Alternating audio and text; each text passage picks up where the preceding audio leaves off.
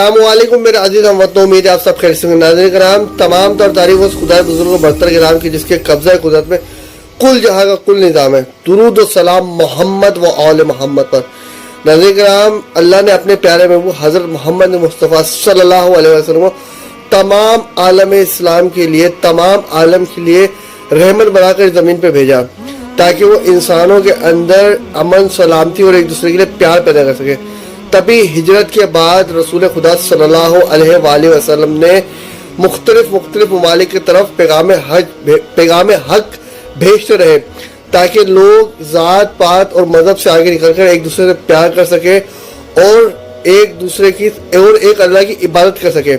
ناظرین کرام، اگر آپ میرے چینل پہ نئے آئے تو چینل کو سبسکرائب کریں اس یقین کے ساتھ کہ آپ کو ملنے والی ہر اپڈیٹ تصدیق شدہ ہوگی، اور بیل آئیکن کو لازمی دبائیے گا تاکہ ہر آنے والی اپڈیٹ آپ کو بر وقت مل سکے۔ چلیے چلتے ہیں ویڈیو کی جانب۔ رسول اللہ صلی اللہ علیہ وسلم کے سفیر پیغام حق لے کر نجران، جو کہ یمن کے قریب ایک علاقہ ہے، وہاں پہنچے اور نجران کے بادشاہ کو رسول اللہ صلی اللہ علیہ وسلم کو پیغام دے کر فرمانے لگے کہ اللہ کے رسول نے آپ کو اللہ کے دین کی طرف دعوت بھیجی ہے تاکہ آپ گمراہی سے نکل کر صراط مستقیم تک آ سکیں۔ دیکھیں، یہاں میں آپ کو ایک بات بتاتا ہوں کہ اہل نجران جو ہے وہ اس وقت کی با علم اور معتبر قوم تھی۔ انہوں نے جب رسول اللہ صلی اللہ علیہ وسلم کے پیغام کو پڑھا تو نجران کے بادشاہ نے اپنی قوم سے پوچھا کہ کیا اس زمین پر آخری نبی بھی آنا ہے؟ تو وہاں موجود علماء نے کہا، ہاں، ہم نے اپنی کتابوں میں پڑھا ہے کہ اس زمین پر حجاز سے ایک ایسا نبی ابھرے گا جو پورے جہاں کو روشن کرے گا، لیکن اس کی کچھ نشانیاں ہیں۔ تو نجران کے بادشاہ نے کہا، جاؤ، جو یہاں کی زیادہ عبادت گراں اور علم پر عبور رکھتے ہیں ان لوگوں کو لے کر جاؤ اور دیکھو وہ نشانیاں محمد بن عبداللہ میں ہے یا نہیں۔ تو اس طرح نجران سے علماء دین کا ایک قافلہ مدینے کی طرف چل دیتا ہے۔ دیکھیں، یہاں میں آپ کو ایک بات اور بتاؤں کہ نجرانیوں کی کتاب میں رسول اللہ کے متعلق کچھ نشانیاں تھیں۔ پہلی نشانی یہ تھی کہ وہ نبیوں کا سردار ہوگا، لیکن وہ سادگی پسند ہوگا، اس کے کپڑے جگہ جگہ سے سلے ہوئے ہوں گے، اس کی نالین جگہ جگہ سے سلی ہوگی۔ دوسری نشانی یہ تھی کہ وہ مہمان نواز ہوگا، اس کے بعد اگر دشمن بھی آئے گا تو وہ اس کو بھی کھانا کھلائے گا۔ تیسری نشانی یہ تھی کہ اس کے جو گھر والے ہیں وہ بھی سادگی پسند ہوں گے، ان کے بھی کپڑے جگہ جگہ سے سلے ہوں گے۔ اور چوتھی نشانی یہ تھی کہ وہ بادشاہوں کی طرح تخت پر نہیں بیٹھے گا، اس کا کوئی محل نہیں ہوگا۔ نجرانی علماء دین ان نشانیوں کو ذہن نشین کیے ہوئے مدینے پہنچے اور وہاں کے لوگوں سے پوچھنے لگے کہ کہاں ہے آپ کا بادشاہ؟ ہم لوگ نجران سے آئے ہیں۔ تو مدینے کے لوگ کہنے لگے، محمد اور بادشاہ نہیں، وہ تو اللہ کے رسول ہیں، ان کے کپڑے تو جگہ جگہ سے سلے ہوئے ہیں، ان کی نالین جگہ جگہ سے ٹوٹی ہوئی ہے، وہ زمین پر بیٹھتے ہیں اور غریبوں کو اپنے سینے سے لگاتے ہیں۔ تمہیں کس نے بولا کہ محمد بادشاہ ہے؟ نجرانی پشیمان ہو کر آپس میں کہنے لگے، یہ تو وہی نشانیاں ہیں جو ہماری کتاب میں موجود تھی۔ تو نجرانی کہنے لگے کہ محمد کہاں ملیں گے؟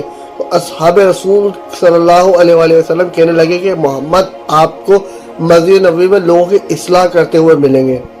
نجرانی مسجد نبوی پہنچے تو محمد صلی اللہ علیہ وآلہ وسلم نے نجرانی کو اپنے ساتھ بٹھایا اور مہمان نوازی کی۔ انہوں نے دیکھا یہ تو سچ میں بالکل بادشاہوں کی طرح نہیں رہتا، بلکہ غریب سے غریب انسان کو بھی اپنے سینے سے لگا کر رکھتا ہے۔ اس کے نزدیک رنگ و نسل، ذات پات، دھرم کی کوئی اہمیت نہیں رکھتا۔ بالآخر نجرانیوں نے سوچا کہ اگر ہم جلد بازی میں اس کو محمد بن عبداللہ کو آخری نبی تسلیم کر لیں گے تو لوگ ہمارے اوپر ہنسیں گے کہ شاید ہمارے پاس کوئی علم ہی نہیں۔ ہم اپنے دلائل پیش کرتے ہیں۔ اور نجرانیوں نے رسول اللہ صلی اللہ علیہ وسلم سے پہلا سوال کیا، اے محمد، ہم تمہیں اللہ کا رسول تسلیم نہیں کرتے۔ رسول اللہ صلی اللہ علیہ وسلم نے نجرانیوں کو اپنے سینے سے لگایا اور پاس بٹھا کر فرمانے لگے کہ اے اللہ کے بندو، ہدایت اللہ کا ایک انمول تحفہ ہے، وہ جب چاہے جسے چاہے عطا کرتا ہے۔ تو نجرانی آپس میں حیرت میں ایک دوسرے کو دیکھنے لگے کہ یہ تو اخلاق آخری نبی کا ہے۔ نجرانی نے پھر دوسرا سوال کیا کہ آپ بتائیں کہ آپ عیسیٰ مسیح کے بارے میں کیا سوچ رکھتے ہیں؟ تو آپ صلی اللہ علیہ وآلہ وسلم فرمانے لگے کہ عیسیٰ روح اللہ ہے، اللہ کے وہ نبی ہیں جو اللہ کی نشانی ہے۔ حضرت عیسیٰ زمین پر اللہ کا حق کا پیغام لے کر آئے اور اسی پیغام کو آگے بڑھانے میں آیا ہوں۔ نجرانیوں نے کہا، حضرت عیسیٰ علیہ السلام اللہ کے نبی نہیں بلکہ وہ اللہ کے بیٹے ہیں، کیونکہ وہ بغیر باپ کے پیدا ہوئے ہیں۔ آپ صلی اللہ علیہ وسلم نے فرمایا ہے کہ اگر بغیر باپ کے پیدا ہونا اللہ کے بیٹے ہونے کے دلیل ہے تو اس میں سب سے زیادہ حق حضرت آدم علیہ السلام کا ہے، کیونکہ وہ بغیر باپ اور بغیر ماں کے پیدا ہوئے ہیں۔ اس طرح تو حضرت آدم علیہ السلام اللہ کے پہلے بیٹے ہوئے ہیں۔ اے شخص، اللہ ہر چیز پر قدرت رکھتا ہے، وہ جب چاہے جو چاہے کر سکتا ہے، لیکن نجرانی اس بات پر پذیر رہے کہ نہیں، آپ پہلے حضرت عیسیٰ علیہ السلام کو اللہ کا بیٹا تسلیم کریں، حضرت عیسیٰ علیہ السلام کو اللہ کا بیٹا تسلیم کریں، ہم آپ کو اللہ کا آخری نبی تسلیم کریں گے۔ آپ صلی اللہ علیہ وسلم نے فرمایا کہ اللہ نہ کسی کا باپ ہے نہ وہ کسی کا بیٹا ہے، وہ تو لا شریک ہے۔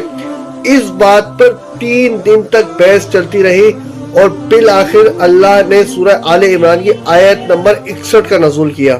اے رسول، اگر یہ حق واضح کرنے کے بعد بھی تسلیم نہ کرے تو ان سے کہہ دو کہ تم اپنے مرد لاؤ، ہم اپنے مرد لائیں گے، تم اپنی عورتیں لاؤ، ہم اپنی عورتیں لائیں گے، تم اپنے بچے لاؤ، ہم اپنے بچے لائیں گے، اور پھر جو جھوٹا ہوگا اس پر اللہ کی لعنت برسے گی۔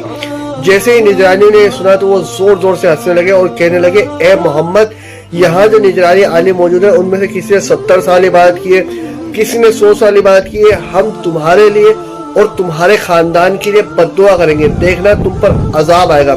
تو رسول اللہ صلی اللہ علیہ وسلم فرمانے لگے کہ عزت اور ذلت اسی کے ہاتھ میں ہے جس نے کائنات خلق کی ہے۔ تاریخ نے لکھا پورا مدینہ اور نجرانی شہر سے باہر مباہلے والی جگہ پر اکٹھا ہونا شروع ہوئے۔ تو نجرانی عالم نے کہنے لگا، نجرانی عالم اب مدینے والے تو پوچھنے لگے کہ تمہارا نبی کس راستے سے آئے گا؟ تو اصحاب رسول صلی اللہ علیہ وسلم سے کہنے لگے کہ سامنے والے راستے سے آنے لگے۔ نجرانی اسی راستے پر بیٹھ کر عبادت کرنے لگے اور دعا مانگنے لگے۔ اتنی دیر میں رسول اللہ صلی اللہ علیہ وآلہ وسلم امام حسین کو گود میں اٹھائے ہوئے، حضرت امام حسن کو دوسرے ہاتھ سے پکڑے ہوئے، پیچھے ان کی بیٹی بی فاطمہ سلام اللہ علیہا اور ان کے پیچھے ان کے چچازاد بھائی اور داماد حضرت علی ابن ابی طالب کو لیے ہوئے مباہلے والی جگہ کی طرف آنے لگے۔ نجرانی نے جب دور سے دیکھا تو وہ لوگوں سے پوچھنے لگے کہ ان کے ساتھ یہ 2 بچے، یہ عورت اور یہ مرد کون ہے؟ تو اصحاب رسول صلی اللہ علیہ وسلم کہنے لگے کہ ان کے ساتھ جو 2 بچے ہیں وہ ان کے نواسے ہیں اور جوانان جنت کے سردار ہیں، پیچھے ان کی بیٹی فاطمہ سلام اللہ علیہا ہے اور ان کے پیچھے ان کے چچازاد بھائی اور ان کے داماد حضرت علی ابن ابی طالب ہے۔ نجرانی نے جب دور سے دیکھا کہ پنجتن پاک کے چہروں پر اتنا نور ہے تو وہ آپس میں کہنے لگے کہ جو میں دیکھ رہا ہوں کیا وہی تم دیکھ رہے ہو؟ ان کا گھرانہ تو انہی کی طرح سادگی پسند ہے اور ان کے کپڑے بھی جگہ جگہ سے سلے ہوئے ہیں۔ ان کے چہروں کا نور بتا رہا ہے کہ اگر آج یہ کہیں کہ پہاڑ اپنی جگہ سے ہٹ جائے تو وہ پہاڑ بھی اپنی جگہ سے ہٹ جائے گا، ایسا نہ ہو کہ اللہ کا عذاب ہم پر برس پڑے۔ اور نجرانی عالم حضرت محمد مصطفیٰ صلی اللہ علیہ وسلم کے طرف دوڑنے لگے اور کہنے لگے، اے محمد، ہم تسلیم کرتے ہیں کہ آپ اللہ کے آخری نبی ہیں، آپ سچے ہیں، آپ کا خاندان سچا ہے، آپ ہمارے لیے بد دعا نہیں کرنا، نہیں تو ہم نیست و نابود ہو جائیں گے۔ یہ منظر دیکھ کر سارے اصحاب اللہ اکبر کی صدائیں بلند کرنے لگے اور آپس میں ایک دوسرے کو سینے سے لگانے لگے اور مبارکباد دینے لگے۔ دیکھیں یہ واقعہ 24 ذی الحج سن 10 ہجری کو پیش آیا۔ دیکھیں اس دن کی اہمیت اس لیے بھی زیادہ ہے کیونکہ اس دن پنجتن پاک کی اہمیت بھی سامنے آئی اور ایک دفعہ پھر اللہ کا دین شروع ہوا، اسی لیے یہ مباہلہ عید مباہلہ کے نام سے بھی جانا جاتا ہے۔ امید ہے کہ آپ کو مباہلے کی اہمیت بھی سمجھ آئی ہوگی اور پتہ چل گیا ہوگا مباہلہ ہے کیا۔ ملتے ہیں اگلی ویڈیو میں اس امید کے ساتھ کہ آپ اپنا بھی خیال رکھیں گے، اپنے گھر والوں کا بھی۔ آپ لوگوں کا دوست، آپ لوگوں کا بھائی حسن رضا، پاکستان زندہ باد۔